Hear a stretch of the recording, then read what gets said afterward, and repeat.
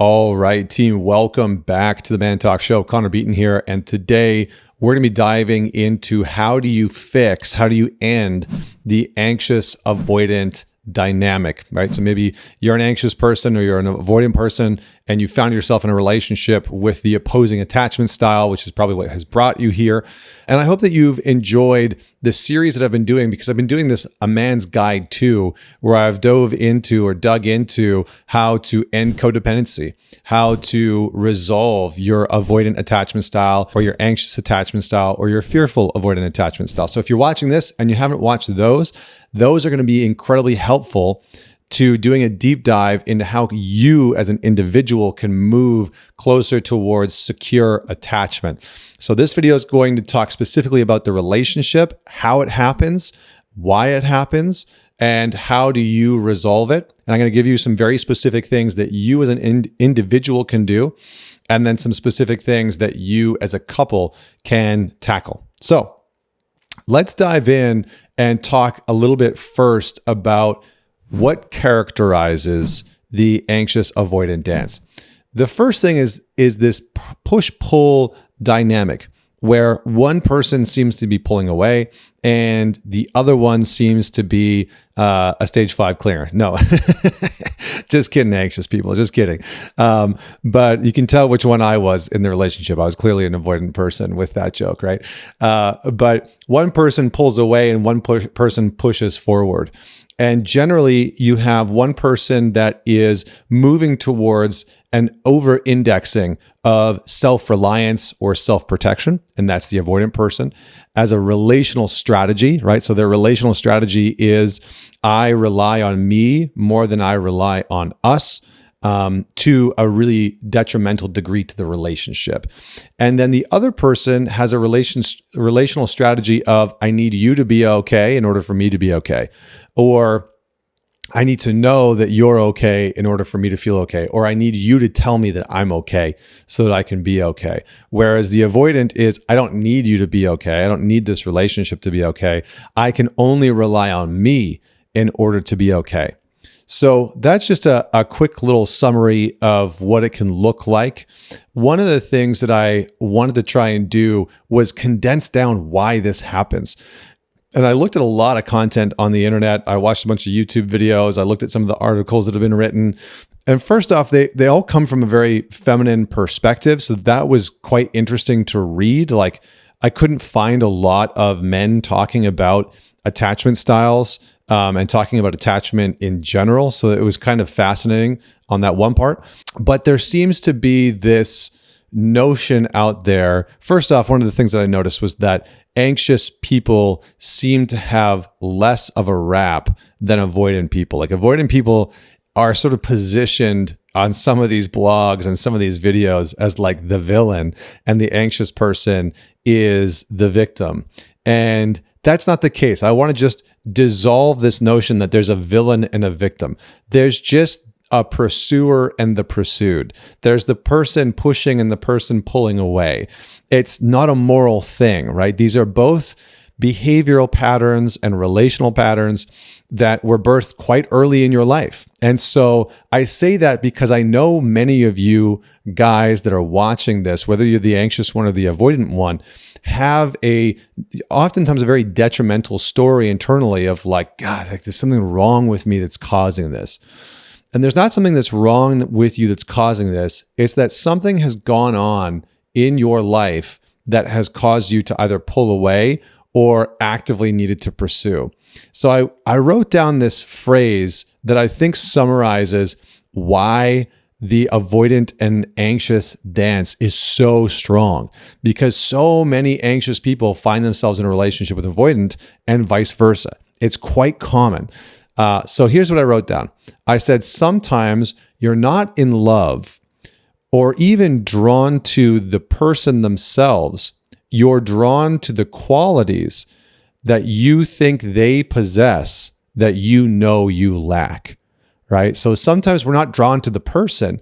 We're drawn to the qualities that they possess that we know we lack, right? And so this is the ultimate version of a shadow-oriented relationship where your anxiety is doing the choosing of who you date, or your avoidance is doing the choosing of who you date. And so this part of you can be quite strong in choosing partners and choosing relationships that allow you to stay in this anxious pattern or this avoidant pattern. And the reason why these two are attracted to one another is not just because they're complementary opposites. They're attracted to one another because the anxious sees a part of themselves that they feel is lacking in the avoidant. And the avoidant sees and admires parts of themselves in the other person that they know they're lacking, right? So the avoidant person generally will, when you ask them, what do you admire about your partner? And they'll talk about the anxious person and they'll say, I love their passion. I love how open they are. I love their availability. I love their expression. I love how willing they are to, just like say what they want or say what they need. And usually those are all things that are missing inside of that avoidant person, right? They are, not that they're lacking in passion necessarily, but they're not open. They're not necessarily available. They aren't as expressive as they would ultimately like to be, and they don't have any reliance on other people. And then if you talk to the anxious person, you say, what do you really love about your partner? And they'll talk about the avoidant person. They'll say, I'm attracted to how solid they are. I'm attracted to how independent they are. I'm attracted to how okay with being alone and having solitude they are. And they'll talk about those qualities and they'll say, I love how much they're able to recognize themselves or validate themselves or, deal with hard things. And again, those are all things that generally the anxious feels like either in a conscious or deeply unconscious way, they are lacking. And so this in a way is a relationship of, and this might sound harsh, but it's a relationship of insecurities. And it's why the anxious avoidant dance is so hard. It's because the thing that has brought the two of you together are these sort of deeper insecurities. And those insecurities can be conscious. They can be things that you are very aware of, and you know the insecurity, you know the insecure behavior, you know the insecure pattern, or they're things that are more hidden from you. And that's more the case with the avoidant. Oftentimes, the avoidant isn't fully aware of, maybe at first, of the deep fear of closeness, the deep fear of relying on another person, the deep fear and insecurity of expressing themselves.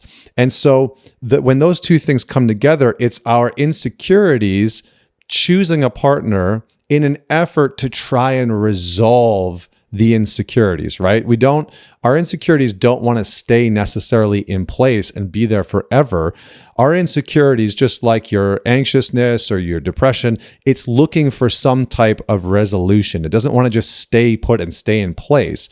It might feel like that sometimes, but our insecurities are always looking for some type of evolution or resolution. So just keep that in mind as we continue to talk about how to end this anxious avoidant dance. So next, I'm going to give you some examples of an anxious avoidant dynamic. And then I'm going to give you, how can it succeed? When do you know to leave or that it's not going to work? And then what do you specifically need to do in order to heal this type of dynamic? So examples of the anxious avoidant dynamic is the chase and withdraw pattern that I've been talking about. This is the push and pull pattern where the anxious person will press for more intimacy, more reassurance, more validation, more soothing, those types of things. More reassurance. And this will push the avoidant partner further and further away because they will feel a pressure to caretake the other person, to be responsible for the other person, to be close to and intimate with the other person, all of which might reactivate either some trauma in their past or some fear of closeness or some physical and emotional reminder that intimacy isn't safe. Next is conflict over closeness and space. Conflict over closeness and space. So the anxious partner might initiate conversations about the future, about when are we moving in together, or how do you feel like this relationship is going, or should we be in a committed relationship and not date anybody else, or is it time for us to get engaged? And this type of bid for connection, and it might even not even be that big. It might be like, hey, on Friday night, I really would love for us to go out to a date, go out for a date, go out for dinner, like whatever it is. And that can cause the avoidant person to feel trapped, to feel enclosed on, to feel like they have to make some level of commitment that's maybe uncomfortable for them, or commit to some level of intimacy and closeness that's uncomfortable for them.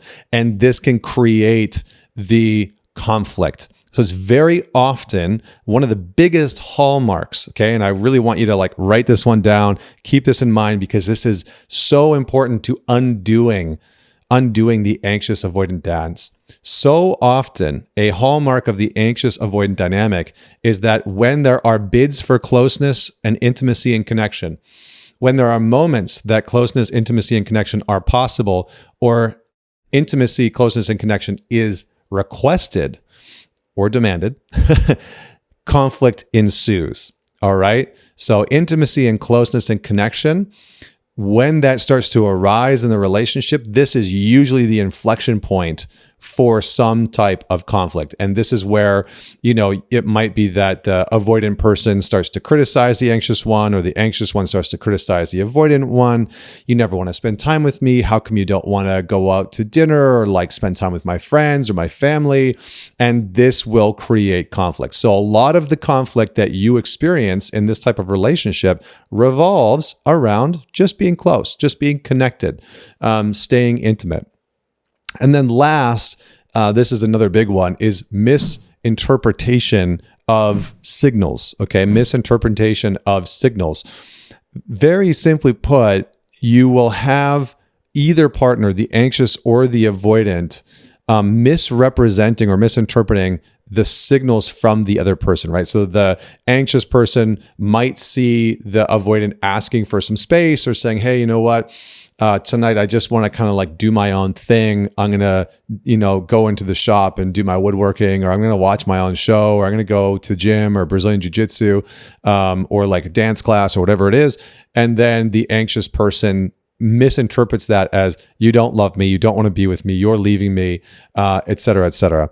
And vice versa, right? The avoidant person might hear the anxious person saying, hey, you know what? We haven't been on a date in a few weeks. I would love to just go out with you on Friday night and go have a beer, or, go out and have a good meal. And the avoidant person might misinterpret that as oh, you're wanting, some level of commitment. You're trying to push something, or you're being so needy right now, or whatever it is, even though it's just a bid for a connection. So again, a lot of the conflict will come out of bids for connection and bids for solitude. Okay, can these types of relationships work? This is one of the biggest questions that I get from people when they're talking about attachment styles. The answer is unequivocally yes. They do take a decent amount of work, and they take some time for that work to set in. There are some key ingredients to making this relationship work, okay? The main one is that both of you have to be willing participants in doing what I'm outlining in this episode. And that might mean that you go and work with somebody as a couple.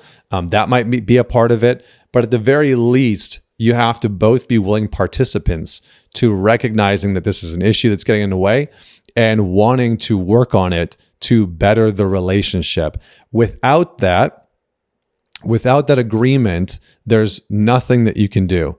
All right. It's not going to move forward. So that brings me to the next piece, which is, how do you know that it's not going to work? Because that's another question that I get, which is should we break up? Should we not stay together? Number one, if your partner, after months or, however long, is still not willing to work on this dynamic, then that might be a sign that it's time to go, right? If you've both acknowledged that there's a big issue and disconnect between the two of you, and maybe you've even acknowledged that you two are in this avoidant and anxious dance, and they're not willing to work on it, whether they're the avoidant or the anxious partner, then that might be a sign that it's not going to work. And individually, a couple things need to happen. Number one, the avoidant has to be willing to lean in, communicate their needs, prioritize staying in connection when shit gets hard, and they have to be willing to start to lean into opening themselves and expressing themselves specifically around help and support. All right. Second, for the anxious person, you have to be willing to begin to self-soothe, to start to self-regulate, self-validate, and to build a deeper level of safety and worth within yourself. So those are sort of like the two missions. How do you end the dance? Well, let's talk about this, where I thought a lot about where I wanted to start with this part of the episode. And what I'm actually going to start with might be different than what you expected. I'm going to talk about how you end the punishment cycle that shows up in an anxious avoidant relationship. So every anxious avoidant relationship has some type of punishment cycle. And usually it's, one person starting at the anxious or the avoidant, and then there's very specific behaviors that roll out after that. And so the dynamic looks something like this. The anxious partner will implement protest behaviors, and the avoidant partner will try and exert some level of control through detachment. Okay. And again, we can get stuck in judging or criticizing our partner's behavior, right? Whether it's protest behavior or detachment. But the reality is, and I want you to remember this because it's so important, your partner learned this behavior as a protection mechanism when they were young, right? So you have to try and contextualize that your partner's doing this not because in that moment they're an adult, choosing to punish you, choosing to protest, choosing to detach.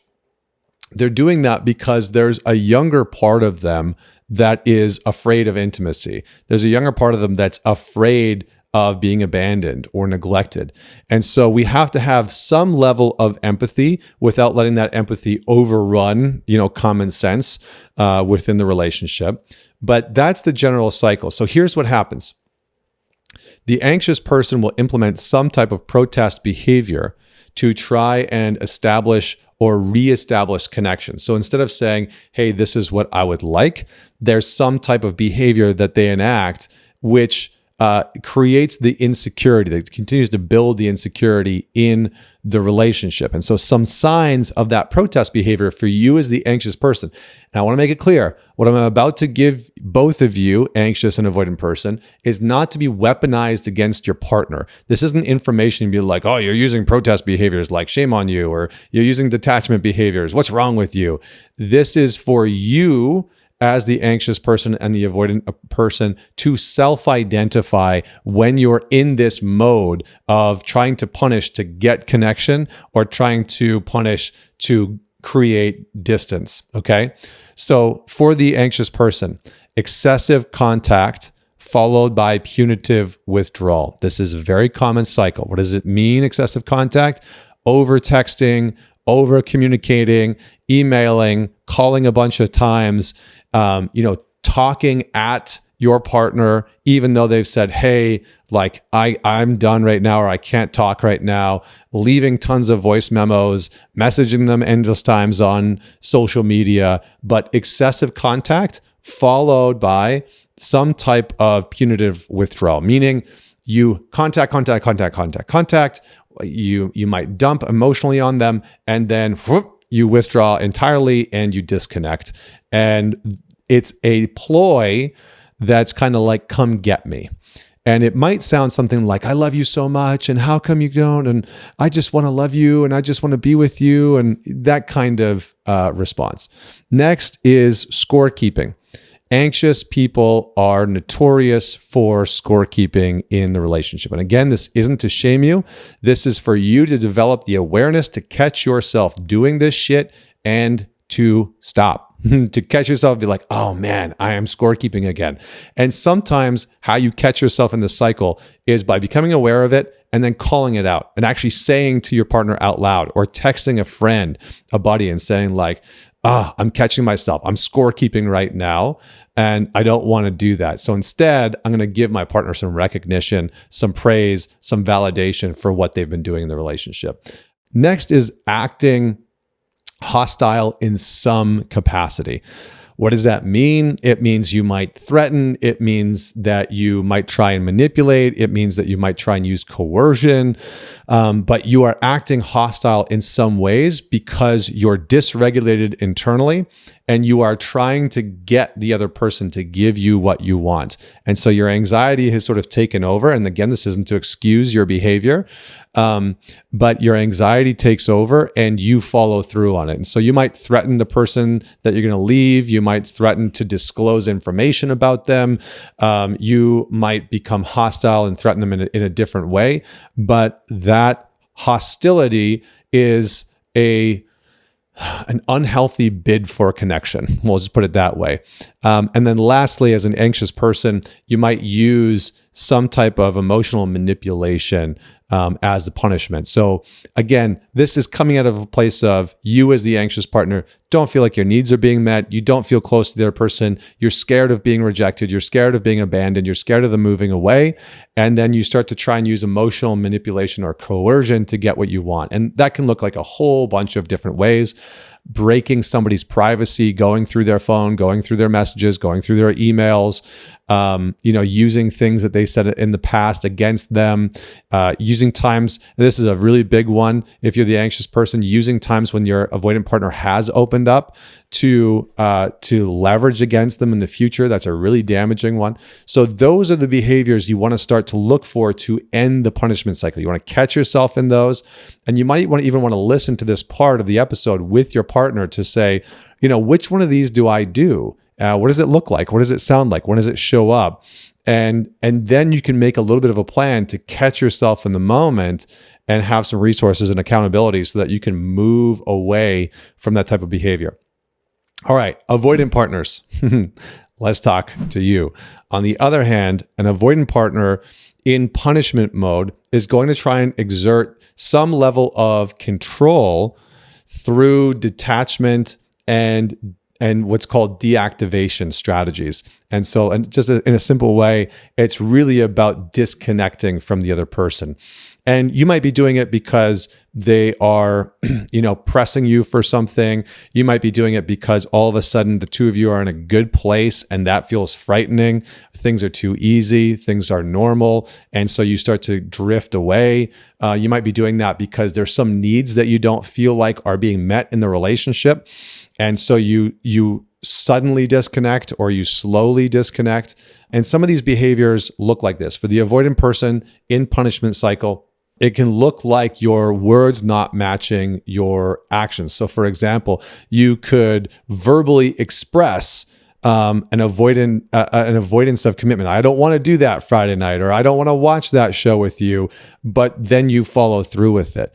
Right? Then you watch the show that you said you don't want to watch, or you go and do the thing on Friday night that you said that you don't want to do. And so that type of mismatching words and behaviors, words and choices, can be a strategy that creates confusion on the other side and that detaches and disconnects because the other person never really knows where you stand. It's not even a subtle one. It's just a hard to pin down one. So it creates disorientation within your girlfriend, within your wife, etc. And that can be incredibly challenging, or your boyfriend or your husband, depending on if you're, whoever you are that's watching this. The next one for the avoidant person is hypercriticism and focusing predominantly on flaws. This is very common for the guys that grew up with a mom or a dad who was hypercritical, who didn't give love and attention, or who only gave love and affection and attention in performance-based ways, right? So when you did the right thing, when you said the right thing, then you got love, then you got affection, then you got the good job. And so that shows up in your relationship as an avoidant. So you can focus heavily on your partner's flaws.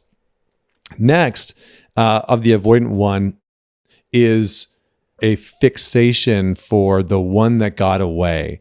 And rather than being fully present in the relationship, and this can come up in a bunch of different ways. I'm going to give you a couple different examples. But the big one is like, oh, that one person that I was with that I really screwed up, my life would be so much better if I was just with that one person.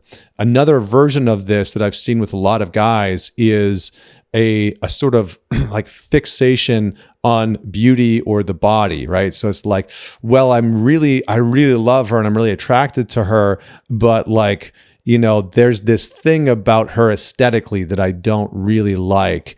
And that becomes something that gets hyper fixated on when you're having sex, when you're trying to be intimate, and it creates this space and separation between you and your partner because you're fixated on this perceived flaw or imperfection that you can't seem to let in. It's like, I think this is kind of a funny version, but there's an episode of Seinfeld. I think it's George that's dating this woman that has man hands. And the whole episode, is about, having man hands. And I'm not saying, if you're dating somebody and there's like genuinely something about them, you're like, I just can't get on board with that thing, whether it's a behavior or a characteristic or a trait or even something physical. If you just can't get on board with it, you can't get on board with it.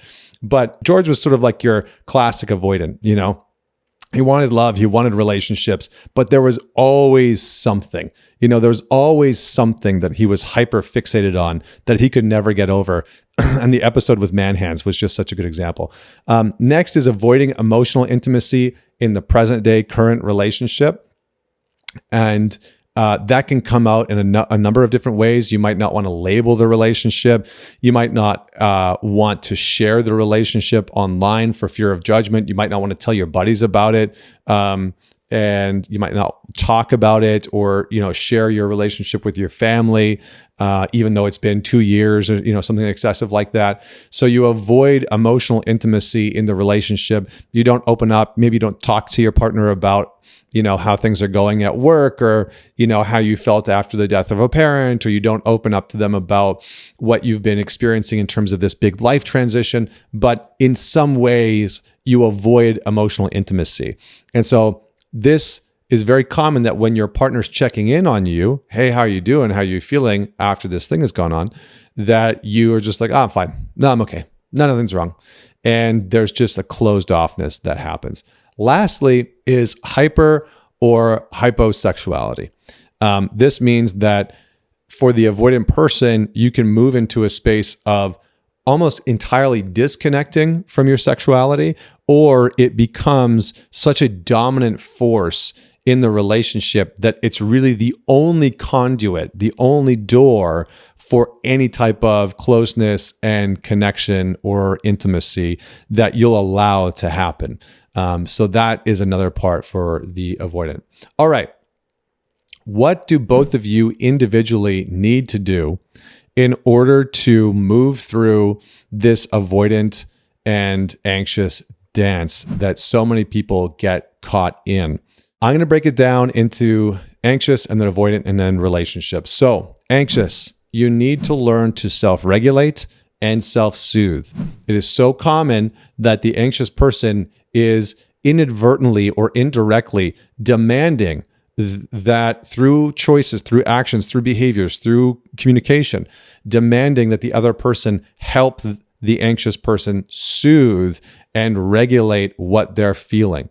Okay. And so you have to start to prioritize learning to be okay, learning to be safe in your body, in yourself, when you are feeling discomfort, when you have a fear that's coming up with your partner, when you have an anxiety about where the future of the relationship is going.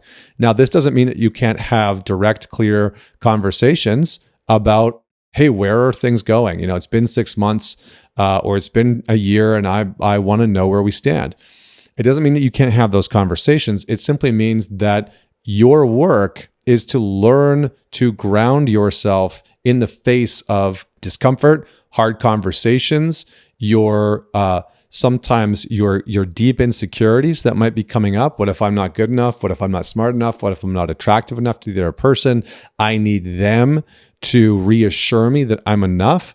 So what you do is every time that this starts to come up, right, this anxiousness starts to come up, am I enough? Are they going to leave me? Yada, yada, yada. You have some type of tool, a meditation practice, a breathwork practice, a journaling practice, where you can start to ground yourself, soothe yourself, regulate yourself, and then reinforce your own level of self-worth. Okay, super, super important. And this next one is going to help with this, which is end the validation trap.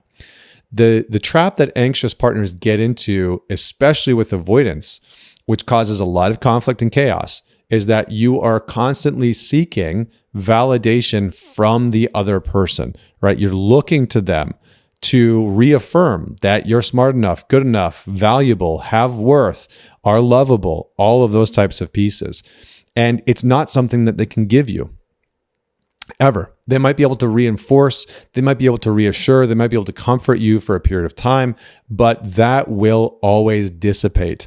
And so part of your mission is to go on a journey of self-recognition, to actually develop an inner infrastructure, an inner behavioral pattern of being able to recognize yourself, validate yourself, appreciate yourself. And you might have to practice that for months. It might be something that you keep a gratitude journal about and you have a very specific practice for yourself. It might be a way of being, a way of living that you start to do that every time you operate in a way that it reinforces that you've made a good decision, that you have value, that you offered something of value, that you contribute something of value, that you actually take a moment to recognize yourself for doing those things so that you can reinforce, yeah, you know what? I am doing a good job. I do have value. I do bring something to the table. I do contribute something in this marriage or this relationship. Next is create boundaries with your anxious behavior and get accountable. It's almost like for anxious people, what I was gonna say is, when we lack impulse control, it can look a bunch of different ways. You might lack impulse control with porn or ice cream or popcorn, where just like the thought of having it all of a sudden takes you over and you can't stop yourself, right? You can't stop yourself from like going out and buying ice cream or getting, making the popcorn at home or whatever it is. And for the anxious person, it's having no boundaries, having very porous boundaries with the anxious behavior, the over-texting, the needing the validation, the why won't you just tell me that I'm good enough, that type of stuff. And so having a men's group, having an accountability group, having an accountability person, that when those anxious behaviors start to surface, you can get some support and say, hey, I'm feeling this. Or I'm about to text bomb them. Like, can you just talk me off the ledge? Because I know this isn't the right choice. Starting to stand up and confront those anxious behaviors within yourself, that when it starts to come up and says, oh, I got to text bomb them. Instead, confronting that part and be like, no, I'm going to just pause. I know I don't want to text them. I shouldn't text them right now. Pause for an hour, for 2 hours, for 3 hours before you actually communicate anything. And then lastly, be very clear and direct about what you want and what you need in the relationship. And this can be challenging for an anxious person because the anxious person in some ways is almost always hoping that the avoidant partner or even the secure partner figures out what they're feeling and that they can somehow magically solve what they're feeling internally, which is, as we all know, impossible. Okay, that's the anxious. For the avoidant person, there's a couple really key things that need to be practiced. Number one is practice what I call relational reliance. Practice relational reliance. What does this mean? It means asking your partner for help, opening yourself up to getting support with something that you'd normally do on your own or that you would normally try and deal with in isolation, whether it's asking for feedback on something, whether it's asking for help doing something around your house, or dealing with your car or your family, asking for some advice on things that normally you would just try and mull over on your own. But practicing relational reliance. Again, the hallmark of the avoidant is, I don't need you to be okay because it's only safe for me to rely on me, right? It's only safe for me to rely on me. Whereas with the anxious, it's, I can't rely on me. I can only rely on you. And so as the avoidant, you have to practice relying on your partner to contribute to your life, to help you, to support you, and to slowly over time build trust and faith and the understanding that it's safe for you as the avoidant person to rely on another person, and that they will continue to show up for you, that they can add value to you, that they can support you, and that you're not going to be burned because of it. Next is practice what I call racing to resolve. Racing to resolve. So it's very common that as an avoidant partner, when conflict happens, it's like you just get to like sit back and you're like, most avoidants get a case of what I call the fuck it's, where it's just like, fuck it. Like, they'll deal with it. Whenever they come back to me, whenever they try and repair from this conflict is when it repairs. And so you can go days, sometimes even weeks, and you don't talk about it. And maybe you never even talk about it. And as the avoidant, you're probably okay with that. And so you have to be the one that practices initiating, repairing after some type of a disconnection. And that doesn't have to be some big blow up or some big conflict. It can be that you create a structure for reconnecting after the two of you have been apart, right? So if you're an avoidant and you go away on a work trip and you're gone for 3 days, maybe there's a specific way that you practice reconnecting when you come back. And actually re-engaging the relationship instead of walking in the door and being like, hey, what's up? And going and sitting down and turning the TV on or playing video games or whatever it is that you do. So you have to practice racing to resolve and racing to reconnect, because for the avoidant person, it's not a natural tendency, because again, there's an over-reliance on self and an under-reliance on other and relationship. And so again, after conflict, you can be the one that initiates the repair. After some type of disconnection, you can be the one that initiates the reconnection. After being separated or apart for a couple days, you can be the one that initiates the reconnection. So practice these types of pieces. And a good one, an easy one is when you are apart, be the one to initiate checking in.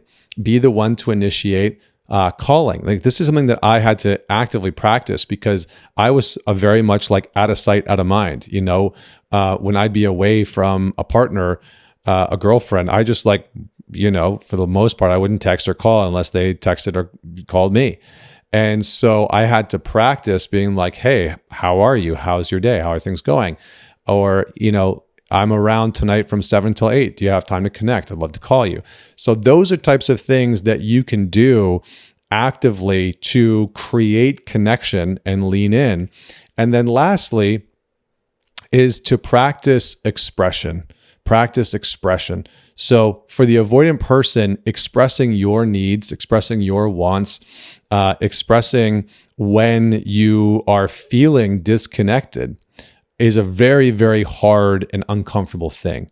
So this is the expression that you need to practice. Hey, I would love more of X in our relationship. Or, I've been actually feeling a little disconnected lately. Or, you know what? I would love some space for the next 24 hours, and then I will reconnect with you. Again, if you want this to work with your anxious partner, you have to create some type of structure that lets them know when you're going to reconnect. Because what most avoidants do is they ask for space and they pull away with no reassurance or no real communication about when they're going to come back. And for the anxious person, that's like hell. That's just like, you're putting me in purgatory. I can't do anything from this place. All right. So that's the individual work that the anxious and the avoidant person need to do. Together, there's a couple pieces that I want to talk about. Okay. Obviously, communication is a big part of this. And if the two of you don't feel like you are in a place where you have great communication together, find a third party to help you translate for one another. All right. But very clear, direct communication is important. Next, consistent connection. Practice consistent connection. And what I'm going to say about this is, as the avoidant, you will want to practice consistent connection that's a little uncomfortable for you. So it's pushing an edge. It might feel like it's just a little too much. It's not too much in the sense that you want to bounce out of life in the relationship, but it's like, oh, this feels a little uncomfortable for me. And then for the anxious person, you want to practice consistent connection in a way that is actually dialed down. And so you want to temper the amount of connection that you might expect. And when I talk about consistent connection for the anxious person, I'm talking about consistent connection with you, within yourself, prioritizing being consistently connected within yourself. So, do I feel connected to me? Do I feel connected with, my routines, my habits, my plan for the day? Do I feel connected to my own sense of joy and meaning in life? Do I feel connected to my own sense of purpose and mission in life? And so that's the consistent connection that you require as the anxious. And for the avoidant person, it's leaning into the consistent connection of the relationship, of actually being the one that prioritizes connecting with the other person. And that can be, daily physical contact, hugging the other person, having some type of exercise where for a couple of weeks, whenever you come home from work, you give them a hug and maybe you make out for a little bit, but you find some type of structure or consistency in maintaining contact. Lastly, is prioritizing safety in the self and safety in togetherness. Okay. So again, the avoidant and the anxious are just inverse of one another. And the anxious doesn't feel safe within themselves, and the avoidant doesn't feel safe in togetherness. And so what the two of you have to start to talk about and negotiate, okay, and I really mean that word, you have to start to negotiate this, is what you as an anxious person need to start to feel safe within yourself, and what you as an avoidant person need in order to start to feel safe in the togetherness. And I really want you to mull over that question. Okay, write it down if you're the anxious person. What do I think I need to do to feel in order to be safe within myself? And then as the avoidant person, ask yourself the question, what do I think I need in order to feel safe in the togetherness, in the relationship? And that has to be more about you and maybe a little bit about the other person, but it has to be more about what do you actually need to feel safe in the togetherness? What do you need to practice? What do you need to prioritize? What maybe do you need from the other person? Etc. So just go down the list a little bit, create a list, talk about these things if you are in a relationship with somebody that is willing to do this work with you. So as always, thank you so much for tuning in to this episode. I hope that this serves you and your life and your relationships. And as always, don't forget to man it forward. Share this with just one person in your life that you know will benefit from it. And don't forget to leave me a comment if you're watching on YouTube. I'd love to hear your thoughts, or DM me on Instagram @ManTalks. All right, team, be well. See you next time.